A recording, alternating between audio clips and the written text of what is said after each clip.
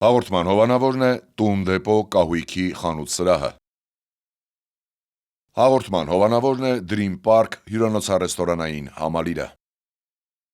Հաղորդման հովանավորն է Աջափնյակ բժշկական կենտրոնը։ Բարի լույս սիրելի հեռուստադիտող, դուք կրկին դիտում եք Երկիր մեդիայի եթերում Բարև Երկիրը, բոլոր նրանք, ովքեր այս շաբաթվա ընթացքում հասցրել են իրենց գործերը անել հիանալի է, բայց այս շաբաթը եւ Կիրակին կարող եք տրամադրել գործերը ավարտելուն, բայց մինչ այդ իհարկե բարի լույսը մեզ հետ կիսելուն։ Ողջույն Դիանա։ Ողջույն Արմին, բարի լույս, բարև Երկիր, բարև մեր սքանչելի հեռուստադիտողներին։ Երկու դեպքում էլ մենք կարող ենք օգնել։ Եթե իրագործել եք ձեր ամբողջ ծրագրերը եւ աշխատանքներն ավարտին եք հիմա բազմոցին մեկ գավաթ սուրճով կարող եք վայելել մեր հաղորդումը։ Եթե դեռ չեք որևէ աշխատանքներ ունեք թերի, կարող եք սկսել մեզ հետ օրը, որպեսզի լավ շարունակվի եւ արդյունավետ լինի։ Որպեսզի ստանան դրական էմոցիաներ, լավ տեղեկացված լինեն եւ սկսեն իրենց օրը ավելի հագեցած։ Իսկ երևի ինձ թվում է պետք է հիշենք նաեւ մեր հովանավորներին հիմա։ Անպայման։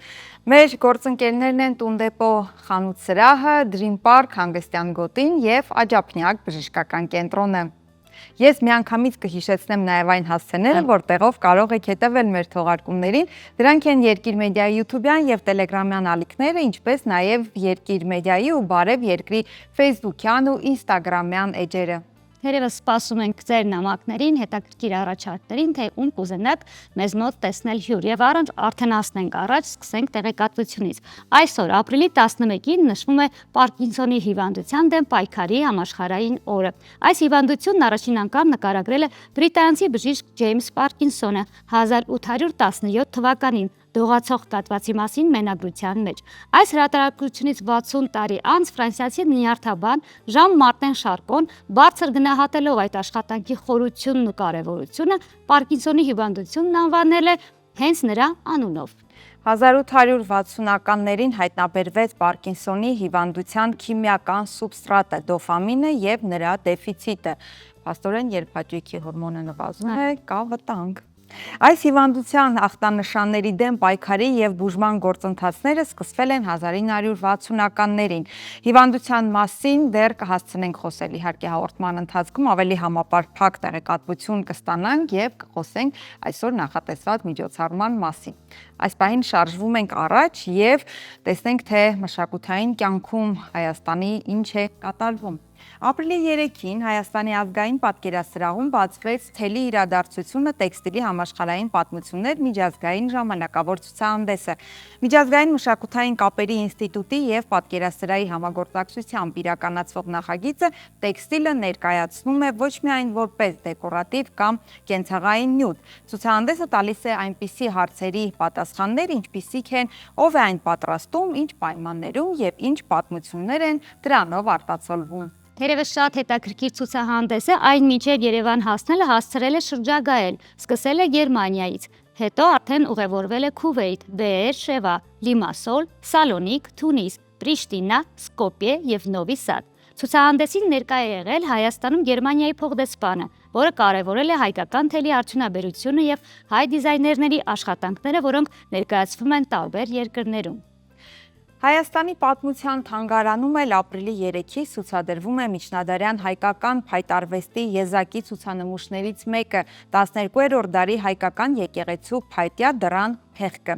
Այս բացառիկ նմուշը ձեռք է բերվել Լոնդոնի Սեմ Ֆոք ցուցասրահից։ Միջնադարյան քրիստոնեական արվեստի այս կոթողը փորագրված է արևելյան ընկուզենու փայտից եւ վերագրվում է Բագրատունյաց շրջանի փայտագրության ավանդույթին։ Ցուցանմուշի պատկերագրությունը միավորում է աստվածաշնչյան եւ արքունական թեմաները։ Կոմպոզիցիայի կենտրոնում պատկերված է Դանիել առյուծների մեջ, իսկ ստորին հատվածներին ներկայացված են տարբեր գազանամարտերի տեսարաններ, որոնք համեմատելի են Դանիելի տեսիլքի խորհրդաբանության հետ։ Հորինվածքի կենտրոնական մասը ընդգծում է խաչի թևավոր տիպը, ծաղկային ծիլերով եւ պտղաբեր խորհրդով, որը համապատասխանում է հայկական եկեղեցական արվեստում կյանքի ծառի գաղափարին։ Արվեստագիտական եւ փորձագիտական համայնքը հաստատում է ցուցանմուշի բացառիկ արժեքն ու նշանակությունը հայկական միջնադարյան մշակույթի ուսումնասիրության համար։ Այս կարելի է գնալ եւ իսկապես տեսնել իր յուրահատկությունը, իր առանձնահատկությունը, որովհետեւ որքան էլ պատմում են, ինձ թվում է աչքով մեր սեփական կարելի է գնալ եւ տեսնել։ Այո։ առողջապահական մշակութային թեմաները մնում է համեմենք սպորտային թեմաներով, սիրելի հեռուստադիտողներ։ Մեր մարզիկները Եգիպտոսի մայրաքաղաք Կահիրեում անցկացված մարմնամարզության աշխարհի գավաթի խաղարկությունից վերադարձել են չեմպիոնների տիտղոսներով ու մեդալներով ծանրաբեռնված։ Հայաստանի սպորտային մարմնամարզության հավաքականի անդամ օլիմպիական խաղերի արծաթե մեդալակիր Արթուր Դավթյանը ոսկե մեդալ է նվաճել աշխարհի գավաթի խաղարկության հերթական փուլում։ Առանձին գործիքների հենացածքի վարժության եզրափակիչում Արթուրը հավաքել է առավելագույն միավորն ու դարձել մրցաշարի հաղթող։ Այո, թերևս շնորհավորում ենք Արթուրին, անցնելով առաջ մնում ենք սպորտի եւ հաղթանակների շրջանակում։ Նժույգ թափերի ոսկե մեդալակիր էլ դարձել է Համլետ Մանուկյանը, Հայաստանի մարմնամարզության հավաքականի անդամ, Եվրոպայի չեմպիոն 18-ամյա Համլետը եզրափակիչում հավաքել է 14800 միավոր։ Հիշեցնենք նաեւ, որ օրեր առաջ Համլետ Մանուկյանը դարձել էր Եվրոպայի 2025 թվականի լավագույն մարմնամարզիկը, իսկ նրա անունով, եթե հիշում եք, տար կա, որ պաշտոնապես գրանցված է Միջազգային ֆեդերացիայի կողմից եւ կրում է Մանուկյան տար անվանումը։ Շնորհավորում ենք մեր բոլոր մարզիկներին եւ այս պահին առաջարկում ենք դիտել տեսահոլովակ լավ տրամադրության համար, հետո արդեն դիմավորել մեր հյուրերին։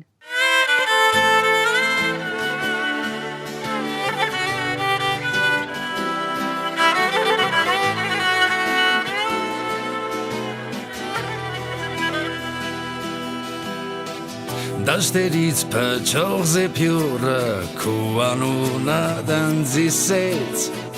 դու բացիր իմ սրտի դուռը հենց քեզի սիրտս ուզեց ես դարձա քո ջինջ երկինքը դու դարձար ինձ վառարել ու արդեն իմ ուշքն ու միտքը դու ես ու աչքերդ սեր ես դարձա կյանքիդ ընկերը ու գուզեմ անձրևի տակ համբուրեմ սիրուն ձեռքերդ ու շուրթերդ տակ քեզի առնիմ ու փախնիմ ես քո ղուրբանը դեղնիմ քեզի սիրեմ համբուրեմ ու քեզնից հեռու չեղնիմ ցավի դարմանը կեղնիմ ես քո ղուրբանը դեղնիմ Ասունաղոտ կմունիմ, ես քեզնից կարոտ չեղնիմ, ցավի դարմանը կեղնիմ, ես քո ղուրբանը դեղնիմ, ինչ էլ եղնիմ, ես քո կողքդ կեղնիմ Լեռներից պոկված ամպերը, հարավից կերտան հյուսից Անսաման սիր ու շապերը, հերիգեգը երգուսից Դու ես իմ միակն ու թանկը, չեմ կրնա առանց քեզի Թող Աստված օրհնե մեր կյանքը ու եղնի պաշտպան մեզի Դու ես իմ երջանկությունը, թող ես վառ աստղերի տակ Համբուրեմ սիրուն ձեռքերդ ու շուրթերդ տակ Քեզի առնիմ ու փախնիմ, ես քո ղուրբանը դեղնիմ Քեզի սիրեմ համբուրեմ ու քեզնից հեռու չեղնիմ Ցավի դարմանը կեղնիմ, ես քո ղուրբանը դեղնիմ Ասունաղոտ կմունիմ Orchenka hankarodiză cernim Țami darmana kernim Yes cu urbana dernim Incelernim Yes cu kat kernim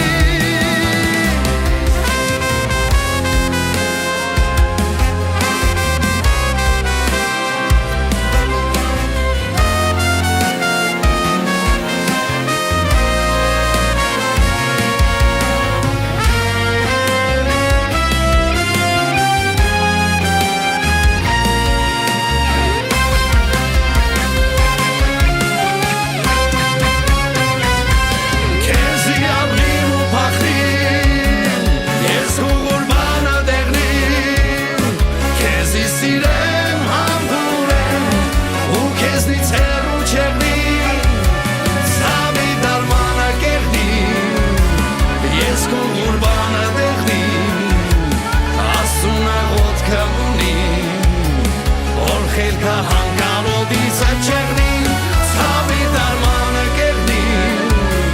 Ես քու ուրբանը դեպի Ինչ է լեղնի Ես քու կող կտկեղնի Ինչ է լեղնի Ես քու կող կտկեղնիմ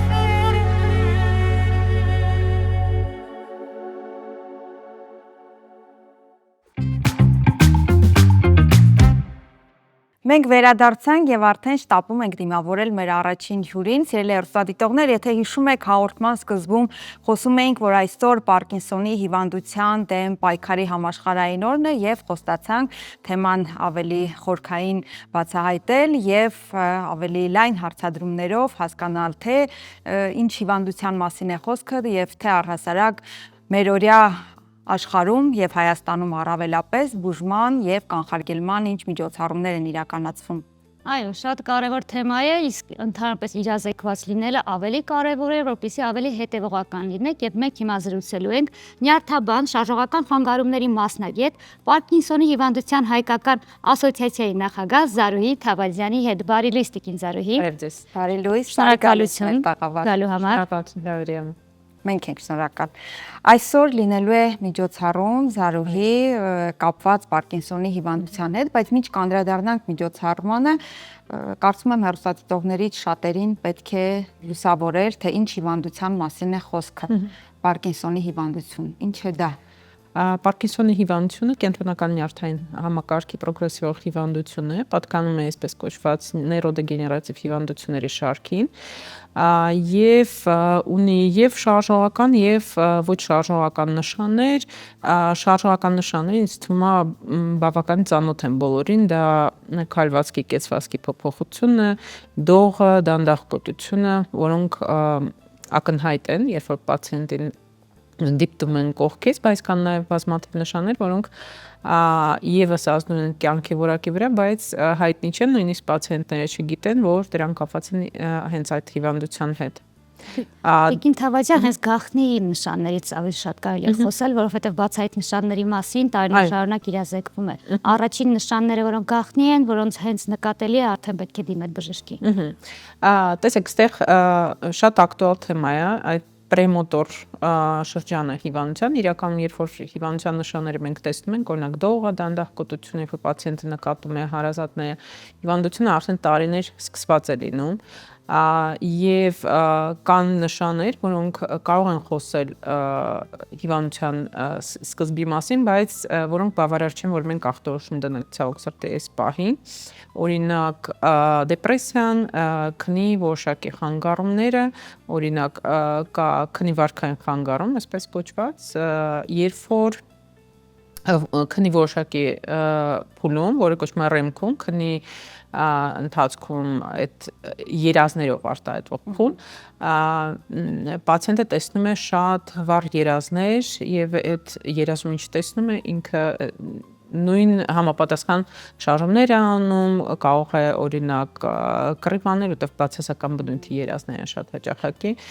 շարժվել, բղավել, վիճել երազի մեջ, դա ոնց որ նշաններ։ Բայց բոլոր դեպքերում չէ, որ Պարկինսոնի մասին է խոսքը, որովհետև էմոցիոնալ մարդիկ, ովքեր հակում ունեն այո նման երազներ տեսնելու, հիմա վախեցան, իսկ թվում է մի փոքր։ Չէ, վախենալու կարիք չկա, դա դրա համար այլ բացատրություններ կարող են լինել, շատ մարդիկ ովքեր որ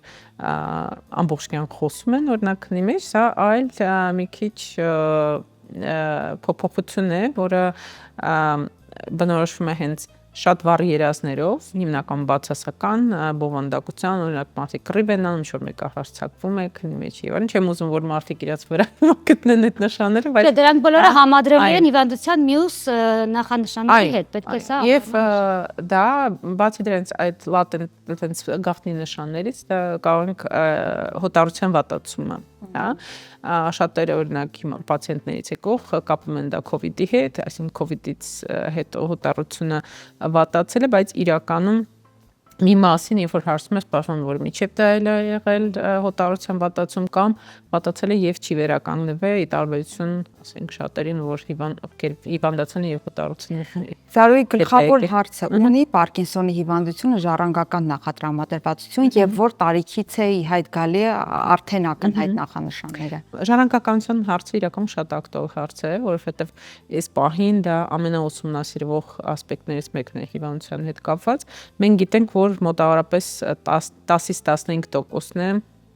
ընտանեկան դեպքերի, երբ որ ակնհայտորեն ինչ-որ մեկը կա ընտանիքում եւս մեկ անդամ, որ ունի նմանատիպ հիվանդություն, բայց կան նաեւ շատ գեներ, որոնք ապահովում են ռիսկը հիվանդության, դրանք պարտադիր չէ, որ մենք ունենանք այլ անդամների ընտանիքի, դա կարող է ժառանգվել եւ հետագայում ինչ որ մեկի մոտ, ով որ ժառանգել է այդ գենետիկ դեֆեկտը, հա, հիվանդությունը արտահայտվում է, այստեղ նաև կան նպաստող գործոններ դրա համար, օրինակ այդ մարդը, որ ունի խոցելի է որոշակի նյութերի նկատմամբ, հատկապես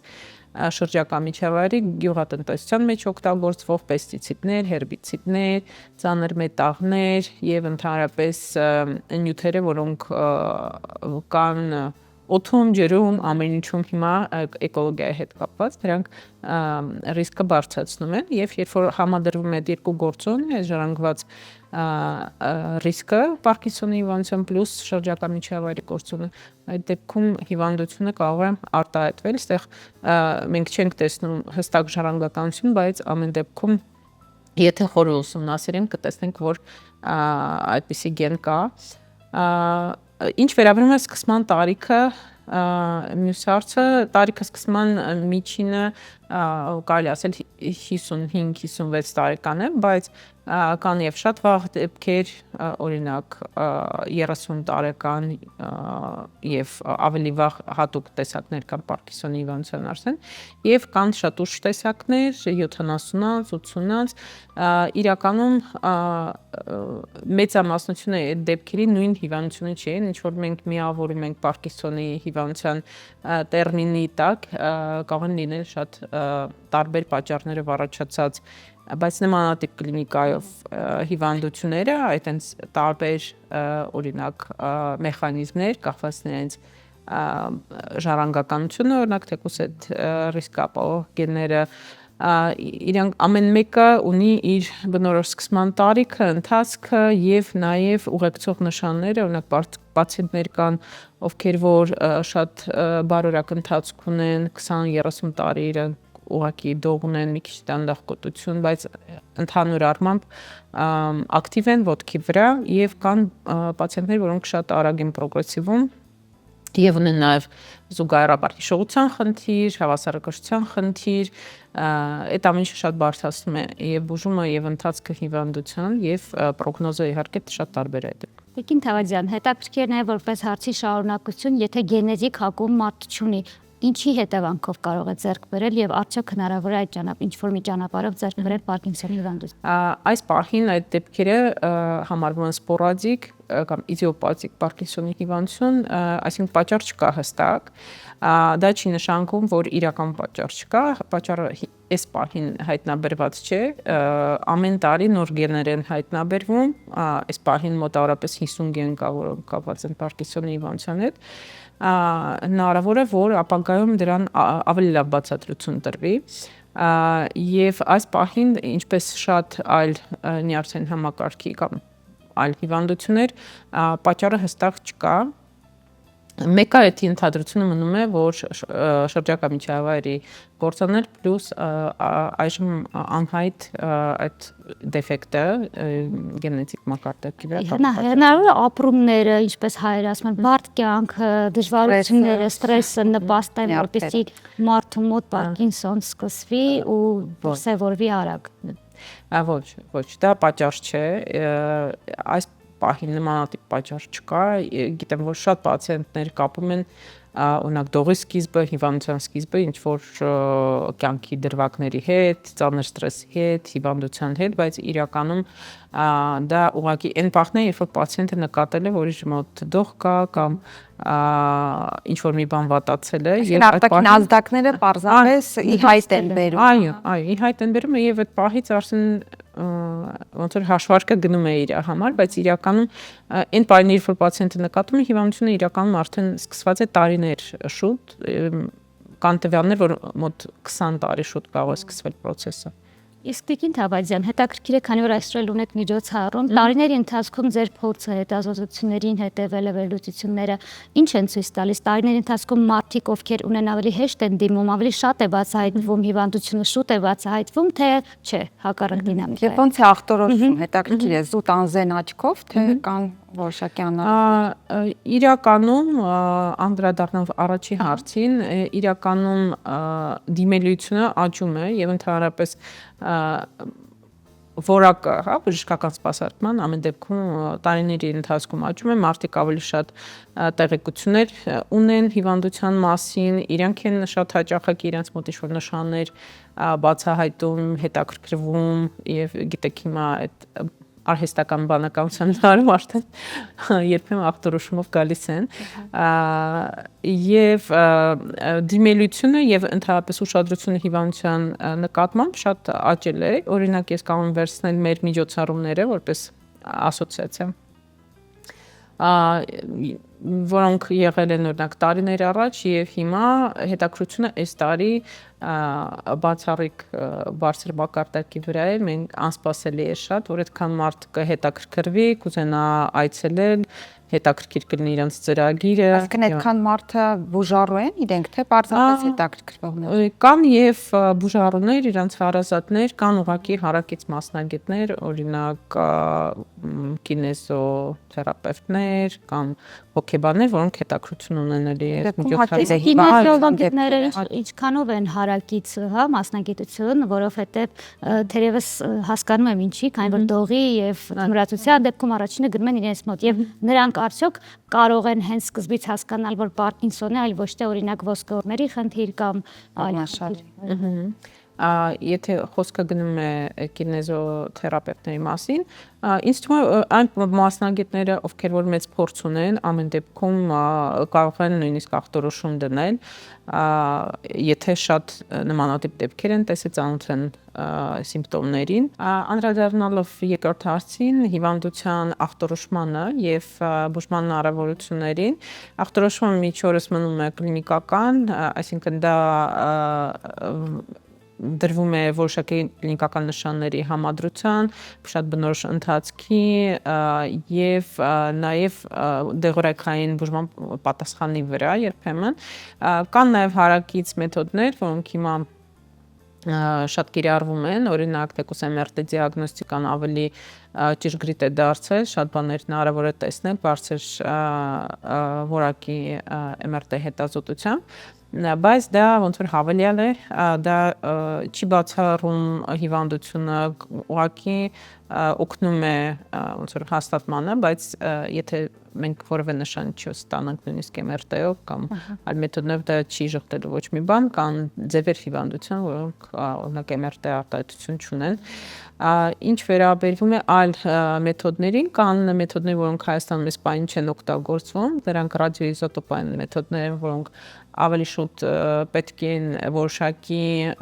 նմանատիպ հիվանդությունները տարբերակելու համար եւ ոչ միշտ են անհրաժեշտ եւ կան մեթոդներ, որոնք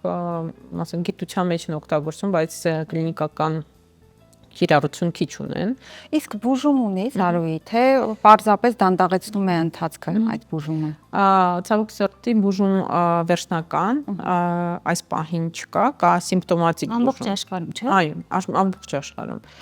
Կա սիմպտոմատիկ բուժում, կան դեղեր, որոնք բավական արդյունավետ են, ունեն իհարկե իրենց սահմանափակումները, տարեքից սկսած ընթացքը եւ այլն, եւ պահանջվում է բժշկի հսկողություն եւ որոշակի զգուշավորություն, որոշակի պրեպարատների հետ կապված, բայց ընդհանուր առմամբ Պարկինսոնի հիվանդությունը ունի կամ լավ կամ գերազանց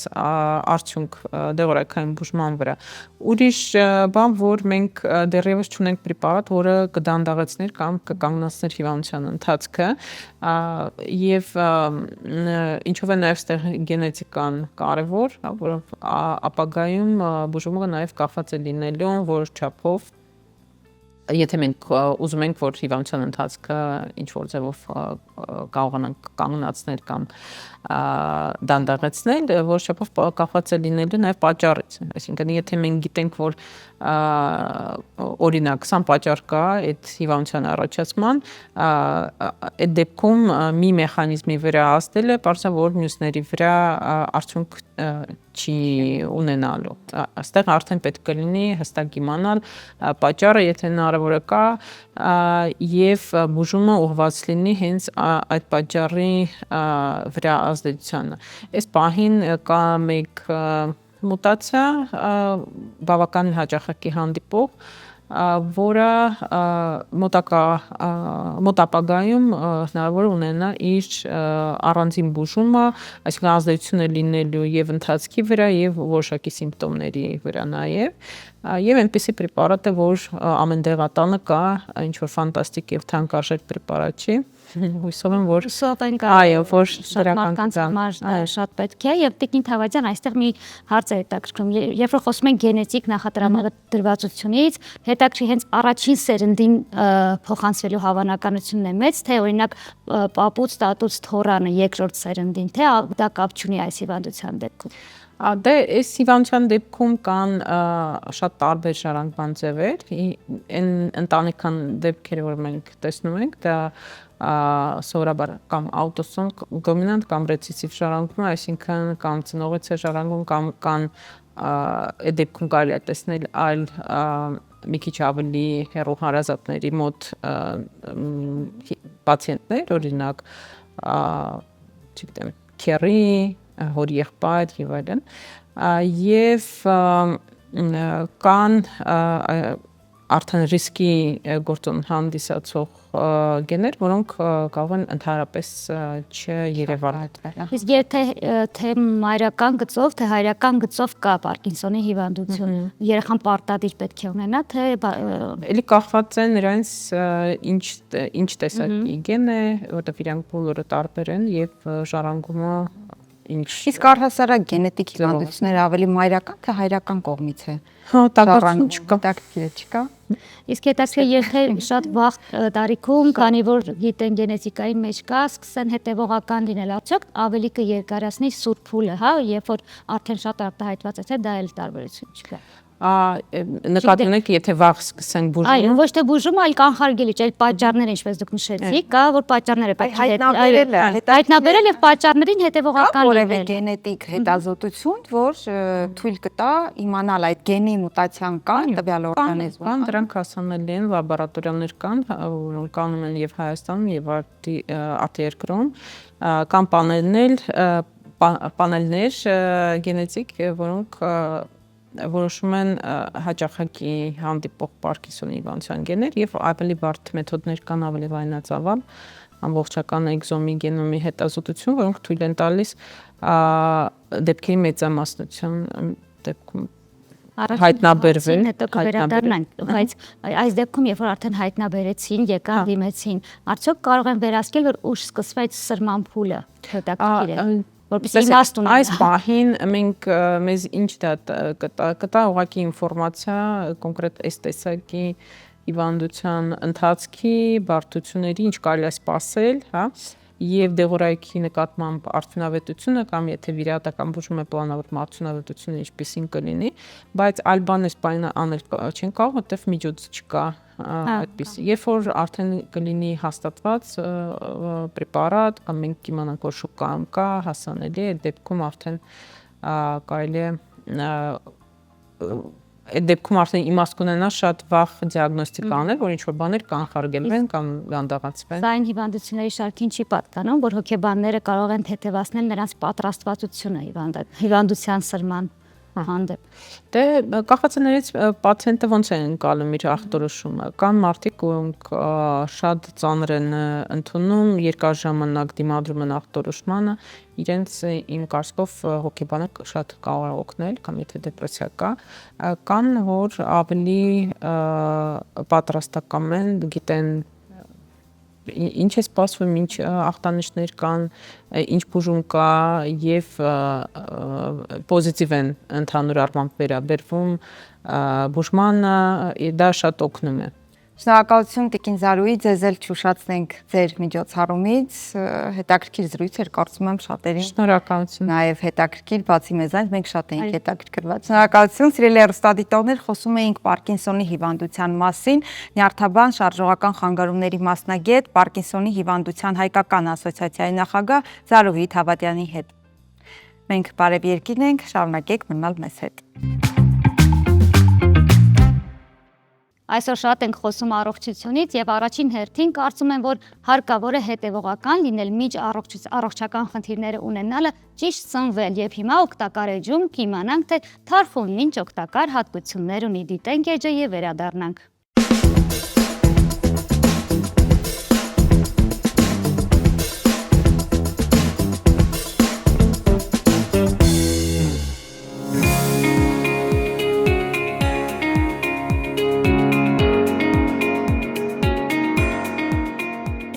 Հատկապես տարվա այս սեզոնին շատ ենք սկսում օգտագործել թարխուն, որը ոչ միայն համեղ է, այլ նաև շատ օգտակար։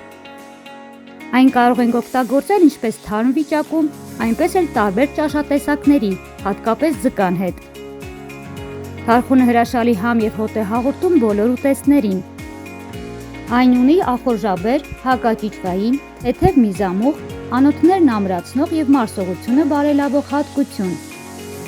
Բացի այս, թարխունը պարունակում է մեծ քանակությամբ երկաթ, որը շատ անհրաժեշտ է մեր օրգանիզմին։ Թարխունը նաև վիտամինների աղբյուր է, պարունակում է մեծ քանակությամբ վիտամին C եւ A։ Թարմ թարխունն ունի հանգստացնող հատկություն, օգնում է պայքարել անքնության եւ նյարդային լարվածության դեմ, ինչպես նաև հիանալի միջոց է սրտխառնոցի դեպքում։ Այն օգտակար է հատկապես կանանց համար։ Կանայք շատ պետք է օգտագործեն թարխուն, քանի որ այն նպաստում է կանանց այն հորմոնների առաջացմանը, որոնք նպաստում են կալցիումի յուրացմանն օրգանիզմում, ինչը կանխարգելում է օստեոպորոզի զարգացումը։ Թարխունը նաև հում վիճակում օգտագործում են որպես հակալնդախտային միջոց։ Թարխունն այն յուրահատուկ օգտակար խոտաբույսերից է, որը չունի հակացություններ, բացառությամբ ալերգիկ ռեակցիայի։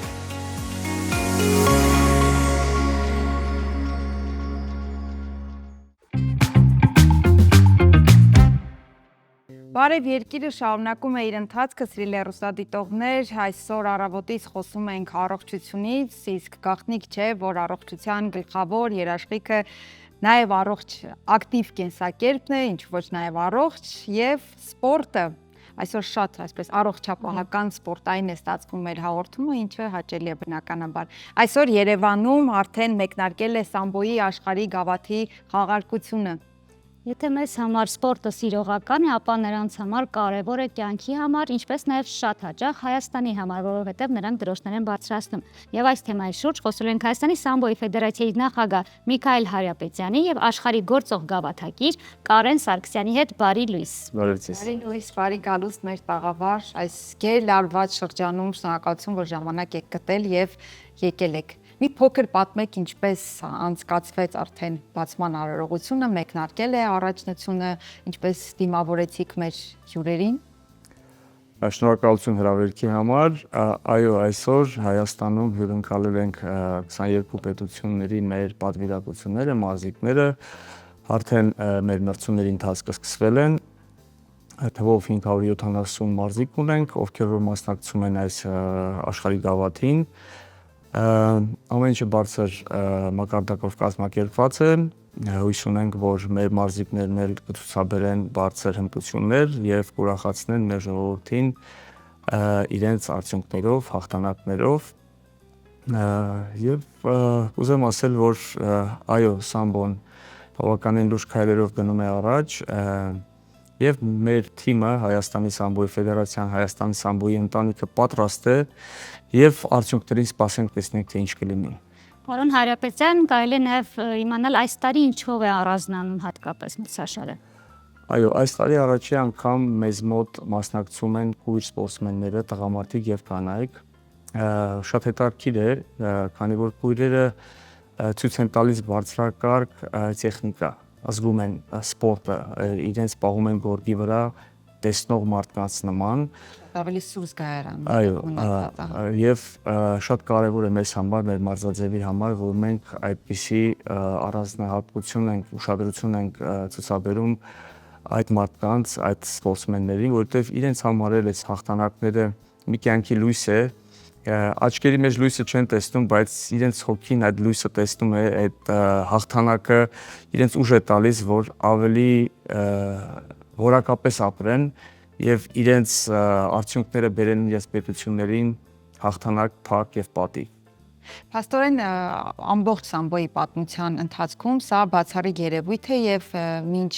այս խաղարկությանը չէին մասնակցել քույր մարզիկները, այո։ Աշխարհի առաջնություններին մասնակցել էին, բայց աշխարհի գավաթին առաջի անգամ են մասնակցում։ Իսկ ասեք ընդհանրապես Հայաստանում մասնակցելիության առումով եւ սպորտի հանդեպ հետաքրքրվածության առումով ինչպիսի դինամիկա կա, հատկապես որ ինչպես տեսնում ենք շատ երիտասարդներ այդպես գալիս են մասնիկներ դառնում, անգնալով ավելի հետաքրքրվում են, այս մրցաշարը օգնում է դրան թե ոչ։ Միանշանակ մենք խոսում ենք սամբոյի մասին, ցույց ենք տալիս սամբոն, թե ինչ փիլիսոփայություն է կրում այս մարզաձևը։ Սա ոչ ագրեսիվ մարզաձև է, հենակետային մարզաձև է, մենք ունենք սպորտային սամբո, մենք ունենք մարտական սամբո, ունենք զինվորական սամբո եւ հատուկ ստորաբաժանումների մարտիկների համար պատրաստվածության այդ սամբոն ունենք։ Շատ կարևոր է մեր պետության համար, որ մատաղ սերունդը պարապի զարգանա,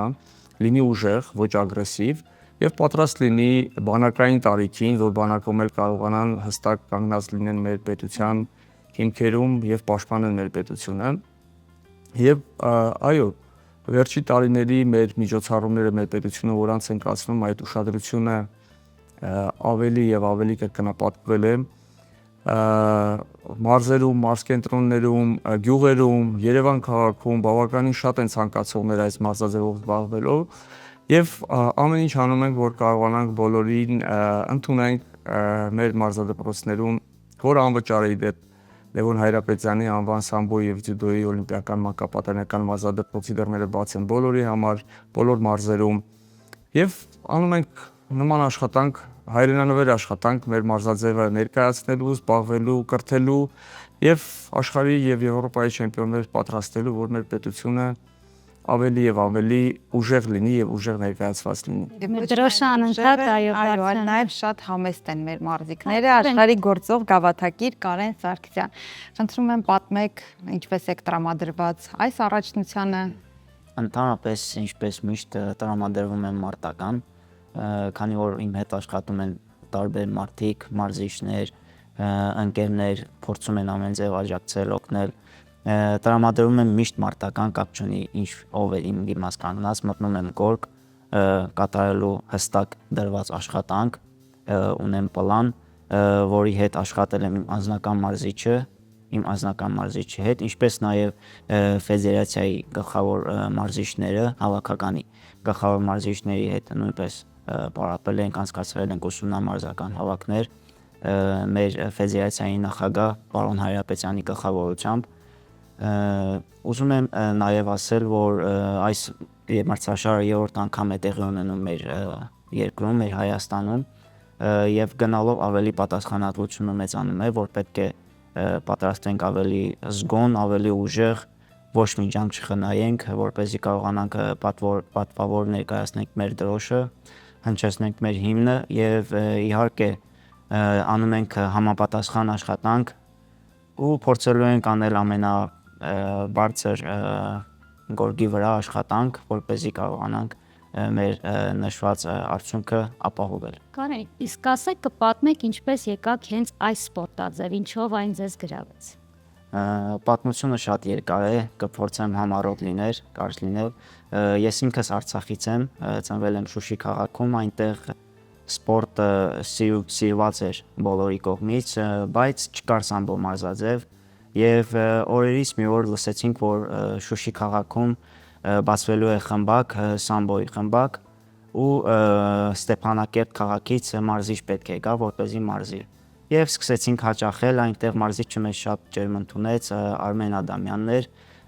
եւ մինչ օրս նրա մոտ եմ ես մարզվում, որպես անձնական մարզիչ է նա ինձ, ու ոչ միայն մարզիչ, մեծ եղբայր արդեն հարազատ մարդ,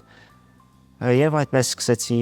Շուշի քաղաքից արդեն հիմքը դնել սամբոյի մեջ։ Այնուհետև 2020 թվականի պատերազմից հետո տեղափոխվեցինք Ստեփանակերտ, նորից շարունակեցինք մեր գործը այնտեղ ու մինչ օրս սամբոյի մեջ եմ եւ հիմա քաղաք Երևանում սամբոյի եւ ջյուդոյի Լևոն Հարապետյանի սամբոյի եւ ջյուդոյի օլիմպիական մանկապատանեկան մարզադպրոցում մարզում ենք եւ ինչպես տեսնում եք գրանցում ենք շատ լավ արդյունքներ ու կշարունակենք գրանցել, քանի որ մենք մեր գորգի զինվորներն ենք։ Պարոն Հայրապետյան, խոսեցինք դպրոցից, ասեցիք, որ անվճար է, կարող են գալ, ես վստահ եմ շատ մարդկանց համար սա նորություններ եւ գալու են, արձագանքելու են։ Ինձ հետաքրքիր է, ինչպիսի կամային հատկությունների տեր երեխաները կարող են գալ, թե դուք օգնում եք ձևավորել բացի ֆիզիկականից նաեւ երեխայի կամային հատկությունները։ Ամենաառաջինը մեզ մոտ, երբ որ մենք ընդունելություն ենք անում, երեխան պետք է առողջ լինի, այսինքն մենք բոլոր բժշկական ստուգումները խնդրում ենք, որ ծնողները անցկացնեն։ Երկրորդ փուլը մեզ մոտ մարզիչ մանկավարժներ են, ովքեր որ մոտենում են հարցին բավականին նոր։ Մենք սպորտսմենի ֆիզիոլոգիական աճին ենք ուշադրություն դարձնում, այսինքն որտեղ որ պետք է ուժային, տեխնիկական հմտությունները զարգացնել ըստ տարիքային չափանիշների, ուշադրությունը այդպես է դարձվում, որ մենք երեխայի բնականon աճին չազդենք, այլ օգնենք, որ ինքը ավելի վստահ լինի, ավելի պատրաստ լինի,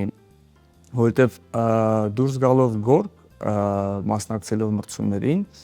մենք պետք է կարողանանք ուժեղացնենք ոգին, կամքը եւ հաղթանակի ձգտումը, որ պատրաստ լինի։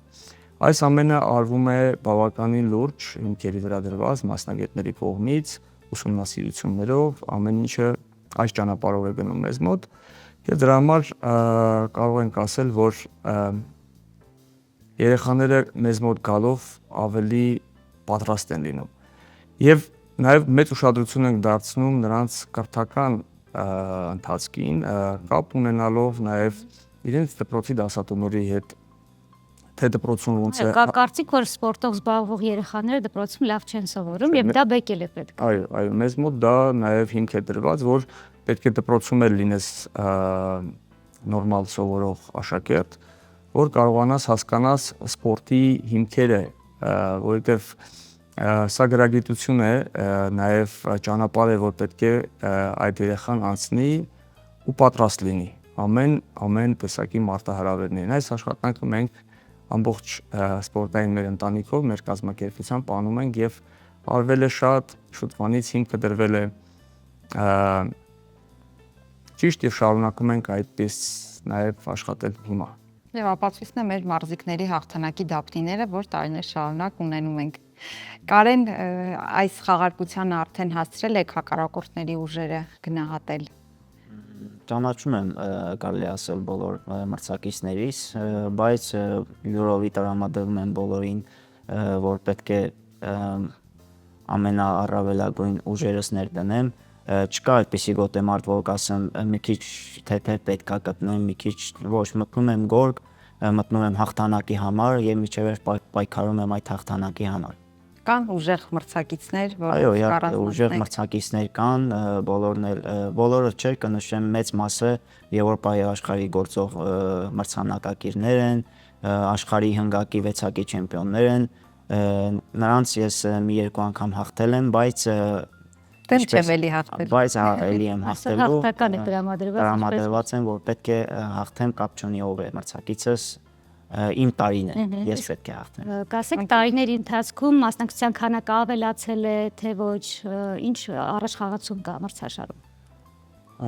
Այո, կարող եմ ասել օրինակ Հայաստանի մեր շրջանակի մասին, ակտիվությունը բավականին մեծ է։ Մենք Հայաստանի առողջության ժամանակ ունեցանք 140-ից ավել մասնակիցներ։ Հանդիսատեսներն էլ լեցուն էին Դինամո մարզադահլիճում, այդտեղ չկար հետաքրքրվողները, թե ինչ որակով է անցնում։ Մենք արդեն կարողանում ենք արձանագրել, որ իրականում ուշադրությունը շատ բարձր է։ Եվ կուզենամ մի հետաքրքիր բան ասել, մեր բոլոր մրցումները ուղիղ հեռարձակում են գնում YouTube-ով եւ Facebook-ով ուղիղ սթրիմ ենք անում միջազգային սամբոյ ֆեդերացիայի էջերով եւ որակն ենք ցույց տալիս, թե Հայաստանում ինչպես է անցնում։ Ինչի արձագանքներ կան։ Ես կարող եմ ասել մի բան, որ սամբոն օլիմպիական ընտանիք մտնելու պարագայում այդ մրցումների կադրերը օգտագործվել են Հայաստանը ցույց տալով, թե ինչ որակով է անցնում մրցումները։ Դա կազմակերպչական աստիճանն է սպորտսմենների, պատասխանատուների, հանդիսատեսի եւ ընդհանրապես նման նուրբ կետերին շատ մեծ ուշադրություն են դարձնում, թե ինչպես է անցնում մրցումները միջազգային սամբոյ ֆեդերացիայի անդամ երկրներում եւ Հայաստանը դա ցուցանիշներից կարելի է ասել ամենաառաջինն է, որ մենք ցույց ենք տալիս որակ, օլիմպիական որակ, միջազգային որակ եւ սա նաեւ մեր սամբոն, Հայաստանի սամբոն ուժեղացնում է եւ միջազգային սամբոն է ուժեղացնում։ Ես հավելեմ նաև սիրելի հեռուստադիտողներ, որ այսօր երեկոյան սամբոյի աշխարհի գավաթի խաղարկությանը կարող եք հետևել Երկիր մեդիայի ուղիղ եթերում։ Ժամը կհուշեք, պարոն Հայրապետյան։ Ժամը 5:30 կլինի մեր օֆիցիալ բացումը, որից հետո կմեկնարկի արդեն եզրափակիչ գոտեմարտերը։ Շատ Այո, թերևս մեզ մնում է միայն եւ միայն հաջողություններ մաղթել բոլոր մասնակիցներին իդեմս ձեզ եւ իհարկե ձեր բոլոր ձեռնարկած գործերին, որպեսզի այն հետագա պլանները, որ նշեցիք, իրագործվեն։ Շնորհակալություն։ Շնորհակալություն։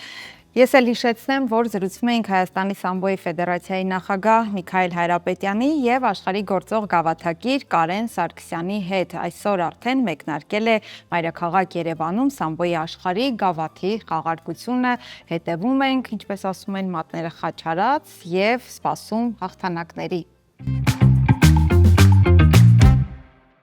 Ահա եւ վերջ, սիրելի հեռուստադիտողներ, ամփոփում ենք մեր շաբաթօրյա աշխատանքը։ Շնորհակալություն, որ ձեր առավոտը կիսեցիք մեզ հետ։ Կարծում եմ շատ հետաքրքիր ու բովանդակային զրույցներ եւ հաղորդում ստացվեց, անդրադարձանք բոլոր թեմաներին եւ դա կստիպի, որպեսզի ձեր օրը ավելի արդյունավետ լինի, ավելի կառուցողական եւ կարեւորը դրական էներգիայով լի։ Այո, այսօր շատ խոսեցինք հատկապես առողջությունից եւ այստեղ հարկավոր է հիշել մեր լավ գործընկերոջը Աջափնյակ բժշկական կենտրոնին, որտեղ այցելելով դուք յուրահատուկ մոտեցում կստանաք եւ հնարավոր բոլոր լուծումները կգտնեք ձեր առողջական խնդիրների համար։ Եվ իհարկե պետք է առողջ հոգին լինի առողջ մարմնում եւ այդ երկուսը շատ հրաշալիորեն համադրվում է Լորվա մարզում գտնվող Dream Park հանգստյան գոտում ձեր մարմնին եւ հոգուն տալով ներդաշնակություն, խաղաղություն եւ հանգստություն իհարկե։ Մեզ մնում է հիշել տուն դեպոյի մասին, որտեղից կարող եք գնել, ահա այսպեսի գեղեցիկ վարկահույքի, որպեսզի կա մեր տաղավարում։ Եվ իհարկե հիշեցնեմ այն հասցեները, որոնք են Երկիր մեդիայի YouTube-յան ու Telegram-յան ալիքները, ինչպես նաև Երկիր մեդիայի ու Բարև Երկրի Facebook-յան ու Instagram-յան էջերը։ Առողջ եղեք, խաղաղ, մենք կհանդիպենք վաղը։